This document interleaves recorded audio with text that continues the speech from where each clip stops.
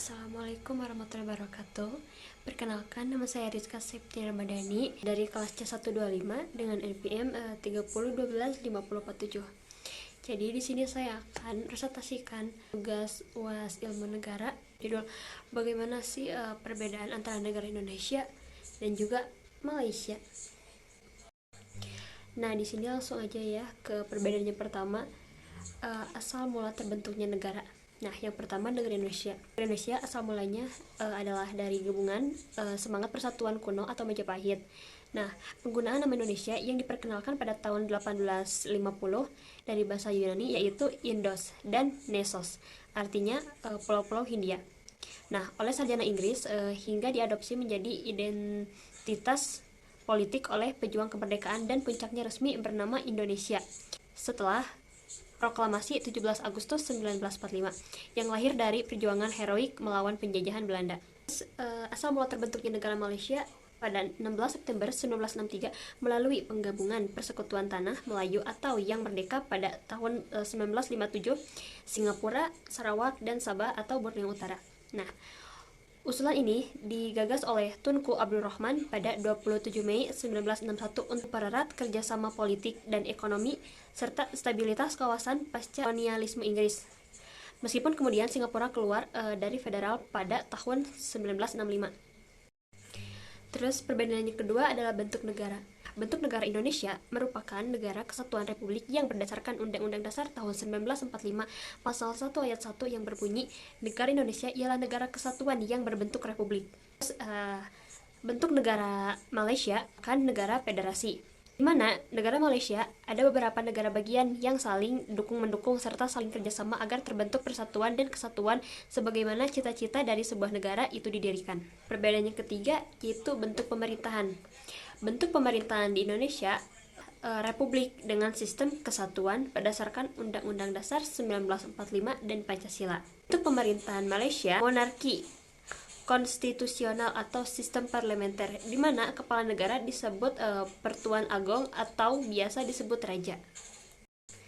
Nah, yang keempat ada perbedaan mengenai sistem pemerintahan. Pemerintahan Indonesia menganut sistem pemerintahan presidensial, di mana presiden jadi kepala negara sekaligus kepala pemerintah.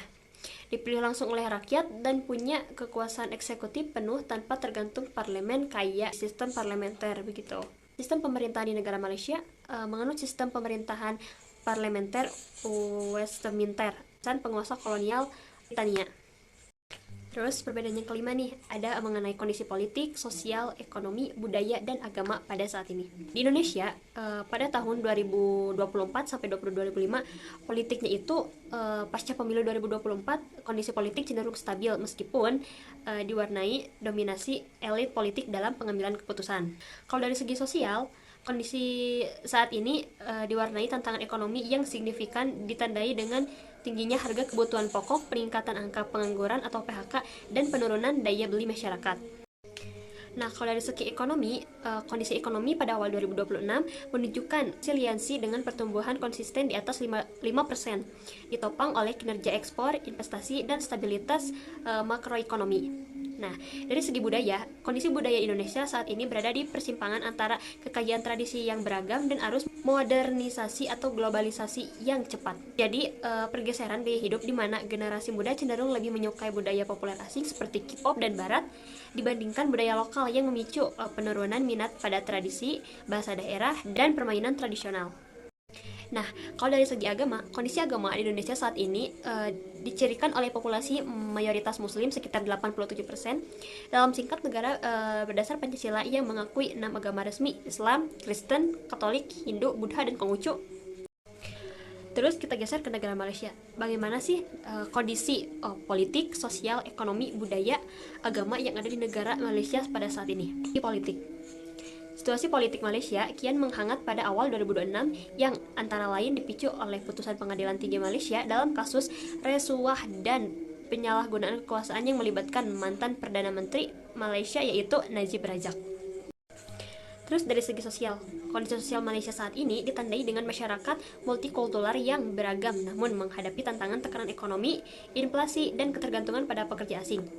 Kalau dari segi ekonomi, awal 2026 menunjukkan ketahanan dengan pertumbuhan PDB yang solid, didukung konsumsi domestik dan investasi asing. Meskipun menghadapi tantangan inflasi dan pemotongan subsidi, pertumbuhan PDB pada tahun 2024 mencapai 5,10% dengan proyeksi pertumbuhan 2025 yang kuat dikisarkan 4% sampai 4,8%.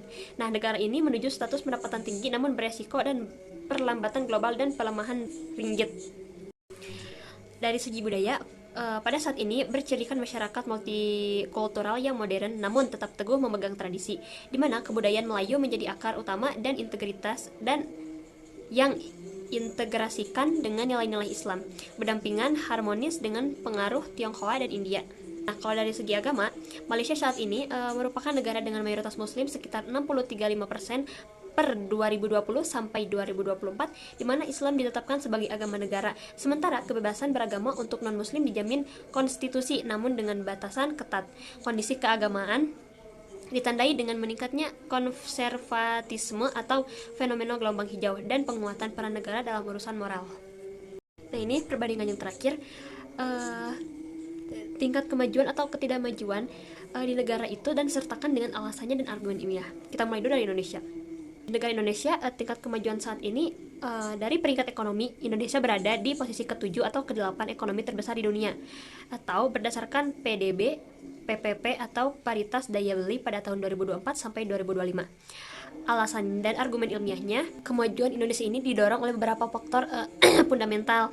Nah, perekonomian yang resilient atau tangguh. Secara ilmiah, ekonomi Indonesia menunjukkan ketahanan terhadap ketidakpastian global dengan pertumbuhan yang stabil dikisarkan 5% atau 5,3% pada 2024. Faktor utamanya adalah konsumsi rumah tangga yang kuat dan pergeseran pola konsumsi atau shifting.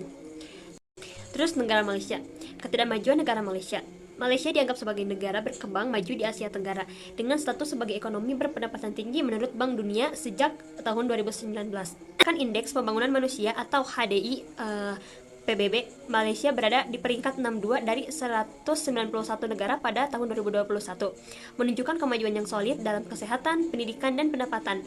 Namun, kemajuan tidak merata dengan tantangan seperti ketimpangan sosial dan ketergantungan pada ekspor komoditas.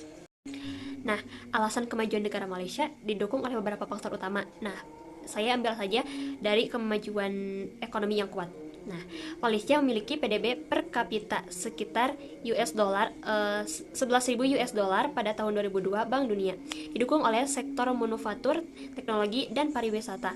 Program seperti Wawasan pada tahun 2020 sejak 1991 mendorong industrialisasi dan diversifikasi ekonomi. Nah, kalau argumen ilmiahnya, saya ambil dari indikator ekonomi. Menurut IMF, pada tahun 2023, Malaysia mencapai pertumbuhan PDB rata 5% per tahun sejak 2000. Nah, didorong oleh ekspor elektronik dan minyak. Studi oleh World Bank pada tahun 2022 menunjukkan bahwa investasi asing langsung FDI berkontribusi 20-30% terhadap PDB. Nah, membuktikan efektivitas kebijakan liberalisasi ekonomi. Oke semuanya, segitu saja presentasi yang bisa saya sampaikan kepada kalian semua. Semoga video ini bisa memenuhi mata kuliah dalam pengerjaan UAS Ilmu Negara. Saya Rizka Septiani Ramadhani, izin pamit undur diri. Assalamualaikum warahmatullahi wabarakatuh.